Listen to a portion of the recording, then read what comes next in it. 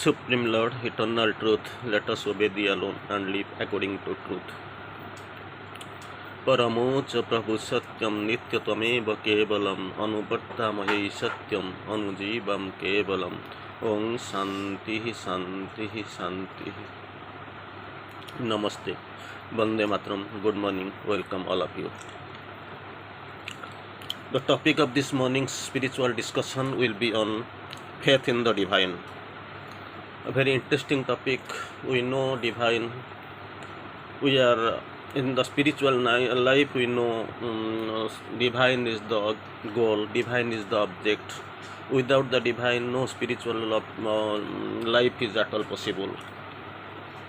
That we are better aware of. So, for this actually it needs a faith. We must faith in the divine. We must have faith in the divine grace. So there must be the integral faith and soul's faith in the divine. That is the most initial equity in this path of sadhana. So today we'll go on this topic, faith in the divine and the divine grace, in the light of Sri Aurobindo's writing. Of course it will be a short discussion, brief discussion. Sri Aurobindo quotes, have faith in the divine, in the divine grace, in the truth of the sadhana, in the eventual triumph of the spirit over its mental and vital and physical difficulties. Entire thing, the center of concern is that the goal is that the divine. In the path and the guru, in the experience of all things rather than written in the philosophy of the Haeckel, Huxley, Bertrand Russell, because if these things were not true, there was no meaning of in the yoga. So here in this line, of course, here in the quotes about the different great philosophers and his writings. So these are already written. It is nothing to do with that. So thing is that we have to, if we are much more concentrating on this basic written papers and this external knowledge after reading Huxley, Russell and all, Haeckel, so it will be a difficult task to progress and succeed in the sadhana. So for that actually, the most initial and most practical requirement is that to have faith in the divine grace, in the truth of the sadhana, in the eventual triumph of the spirit over the mental, vital and physical difficulties, in the path and the guru. These are the basic requirements and the fundamental requirements one should know. Second, here in the quotes very beautifully. Until we know the truth, very bold ways, here in the quotes, very practical way. Until we know the truth, not mentally but by experience, by the change of consciousness, here in the quotes initially, we need, if this truth is not at all known, then we need the soul's faith to sustain us and to hold us to the truth. That is another term Sri Aurobindo used, that is soul's truth.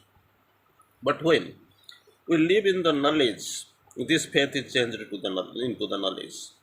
So basic to that soul's truth, soul's faith is needed to sustain us and hold it to the truth. But when, as Aurobindo quotes again, we lived in the knowledge, this faith is changed into the knowledge. So entire soul's growth is required. Then Sri Aurobindo, of course, clarifies in another term. Of course, I am not speaking of direct spiritual knowledge. Mental knowledge can't replace faith. So long as it is only a mental knowledge, faith is still needed. Mental knowledge is not the entire condition that we are talking of. So it needs the entire faith. The faith is actually can't be replaced. It is requisite for this process in progress in sadhana. Next thing about the knowledge and faith, Sri Aurobindo clarifies Faith is a thing that precedes knowledge. It comes before the knowledge. That not necessarily have knowledge and then after that only you have to have the faith. No, faith is a thing that precedes knowledge, not comes after knowledge. It is a glimpse of a truth which the mind has to, not yet seized as knowledge. So faith is it has got the better position. Faith has to come first, then knowledge may come. Not necessary that faith should come after the knowledge. Then it is not by intellect that one can progress in the yoga. That intellect, with the intellect, things are actually it is analyzed. That is actually counted upon. So it is not by intellect that one can progress in the yoga, but by the psychic and spiritual receptivity. Of course, intellect it has got its value, but with the intellect, this yoga alone can be proceeded. So there is need of psychic and spiritual receptivity.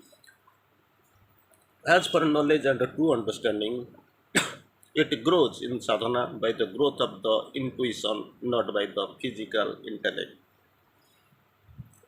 Then against during the course, in the things of the subtle kind, having to do with the working of consciousness in the sadhana, one has to learn to feel, observe, and see with the inner consciousness that not the outward surface here in the course, it is the inner with the inner consciousness, and to decide by the intuition.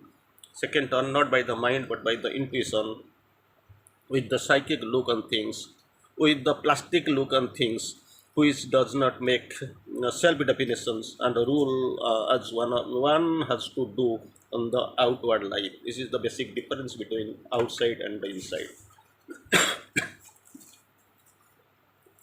Two kinds of faith. Sri Aurobindo tries to explain quotes. He writes here two kinds of faith. One, the faith that calls down the equanimity, and the faith, second one, the faith that calls down the realization. Two things are necessary. One is equanimity and one is realization. So two kinds of faiths are required. The first one is the faith that calls down equanimity, number one. Number two is that faith that calls down the realization.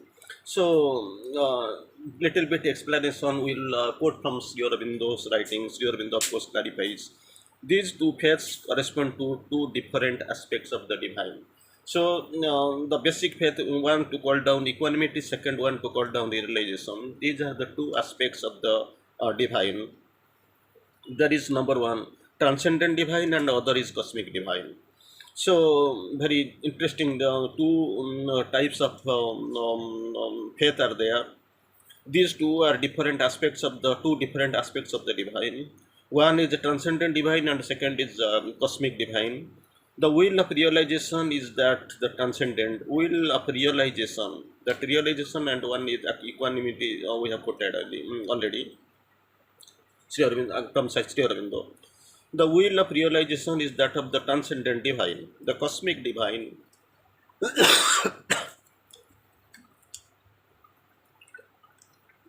on the other hand, is what is concerned with the actual working out of the things under the present circumstances. It is the will of the cosmic with this divine, which is manifested in each circumstance, each moment in this world. This is the basic aspects Sri Aurobindo has quoted and explained in a very interesting manner. Then, faith can be tamasic and ineffective. ineffective. Both way. Faith, we have faith in the positive, and that also that faith is that negates. The faith can be tamasic and ineffective. So how this is a negative and this is here in the course explains of course how it is tamasic and ineffective. I believe the mother will do everything. This is the condition. I believe mother will do everything and I will do nothing. When she wants, she will transfer me. This is the mother's duty. Of course, he has come to do this purpose, for this mission she has come. When she wants, let her do. But I have nothing to do. Simply, I will wait and at the time is coming, at the proper time she will do. This is not a dynamic but a static and inert faith. So the course clearly clarified this is a static and inert faith of course. Faith, what is faith? Reliance upon God, surrender, and self giving to the divine. Power is necessary and indispensable. Faith, reliance upon the God, surrender and self-giving to the divine power are the necessary and indispensable. These are the things dispensable. But reliance upon God must not be made an excuse for indolence, weakness, and surrender to the impulses of the lower nature. In the customs, this is the lower nature up to surrender and giving faith. This is the to the lower nature, not at all acceptable. It must go along with the untiring aspiration and the persistent rejection of all that comes on the way of the divine truth. That rejection which is coming against on the path of the divine truth, that has to be replaced. The surrender to the divine must not be turned into an excuse. Surrender must not be, to the divine must not be turned to an excuse, a cloak, or an ocean of her surrender to one's own desires and the lower movements and one's ego, and to even the force of the ignorance and the darkness that puts the false appearance of the divine. That is actually, it is harassing, it is actually very difficult, it is dangerous. Against your in the course. For this principle and the whole being, you will become one under one rule in the peace, sheltering power and the light under one banner. That harmony must be there. They, so in the quote, faith, surrender, and the samatha. Three things here in the quotes here. They, faith, surrender, and samatha have to be put into every part and atom of the being, so that there may be no possibility of a contrary vibration anywhere. Proper balance of the three things, faith, surrender, and samatha, are required, so that no contrariety will develop, no problem will arise later on in the latter stage. Keep firm, keep firm faith in the victory of the light. Keep firm faith, only not only faith, that firm faith in the victory of the light, and face with calm equanimity the resistance of matter and the human personality to their own transformation. This transformation will have victory, will be ultimately certain. So this firm faith must be there in the part of the sadhaka. It is not a hope but a certitude during the assertance. It is not a hope but certitude that the complete transformation of the nature will take place. So that faith, that the strong faith, that firm faith must be there.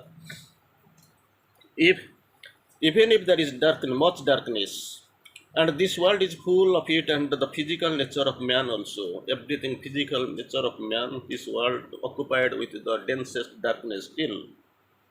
Yet, a ray of the true light can prevail eventually against the tenfold darkness. Believe that and cleave to its ways. That is the most requirement. Everything finally, ultimately, divine victory is certain, and you have to progress and you would reach the goal. Even if the darkest darkness be around you, you see there is no light, still then there is hope. A ray of light will come and they will prevail. In moments of the trial, the faith in the divine protection and the call for that protection, at all times the faith and that the divine wills, what the divine's will is the best. So that faith must be there. They are inside, even between the trials. You must have faith in the divine protection. We have seen many examples, like that crocodile and that elephant being caught by the grip of the crocodile. Elephant surrendered to the divine, prayed, and this prayer came, was answered. Deep, all the sincere prayers were granted, and it was there. Actually, it could be saved. Deer also in that being encaged by four obstacles: hostile hunter and the light, fire, that lion, everything with their net all around you. It was there possible, and they could got escape. So it is not a hope but a certitude that the complete transformation of the nature is possible. Thank you.